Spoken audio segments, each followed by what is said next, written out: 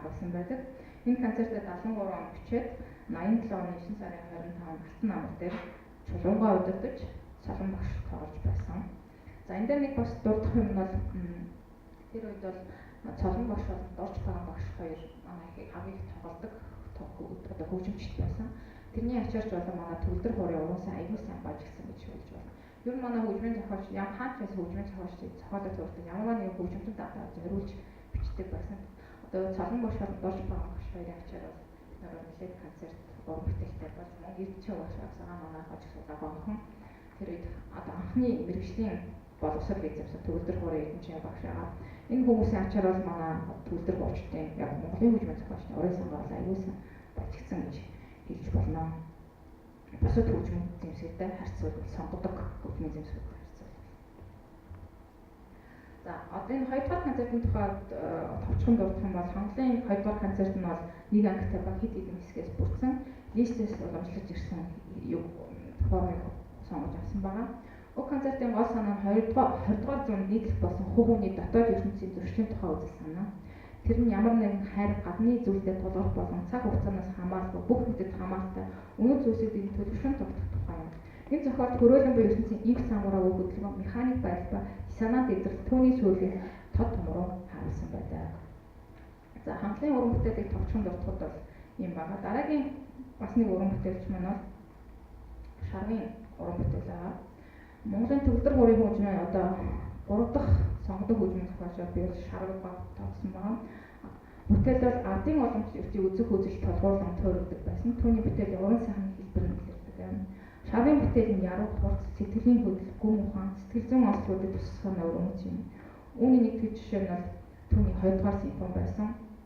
Тус хөгжмээс ардын сэтгэлгээний бясалгал бүхий гүн ухааны шинж төрхийг мэдэрч байна.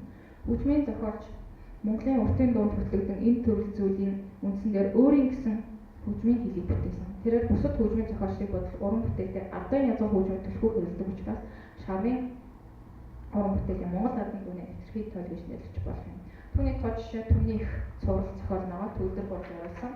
Уг зохиолоороо би энэ судалгааны ажил хийж байхдаа Шарваатай нөртөө очиж уулзаж ярьцлага авч исэн.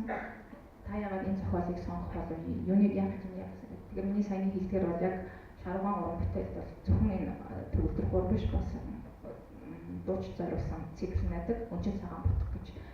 Тэгээд үнжин цагаан бутах гэж би яаж нэлсэн бэ гэхээр яг тэгвэл манай сүүлийн ардын дуу бол яг үнжин хөгжиг болоод байна.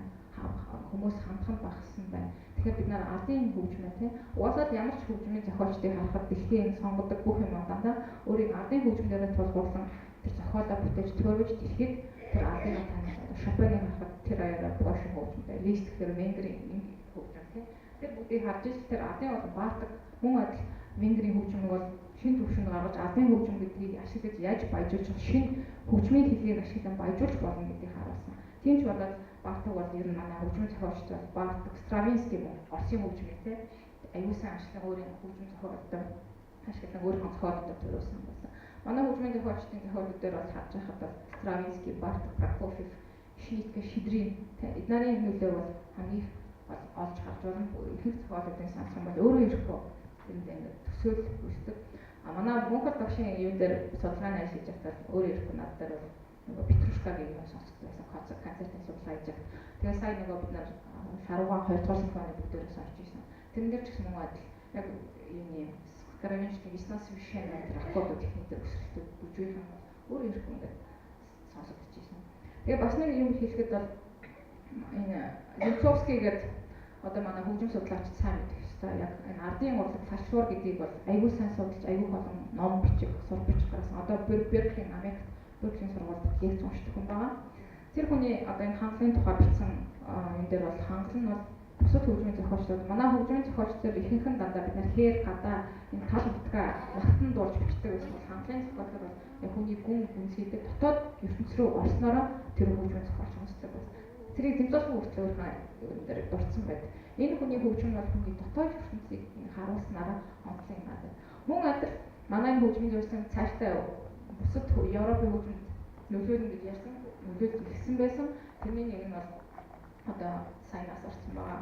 Санкт-Петербургийн Штаковичийн шав хөгжмийн зохиолч Тишинкагийн Ярославна гэдэг балетын дээр манай буддын хөгжмийн хөгжмийг сонсч болно. Тэр нь бол яг зэмлүүлэх хэсгийг тэр Монголын тэр хөгжмөөс юм хүмүүс эзэлэн авсан байдаг гэж хэлсэн байдаг.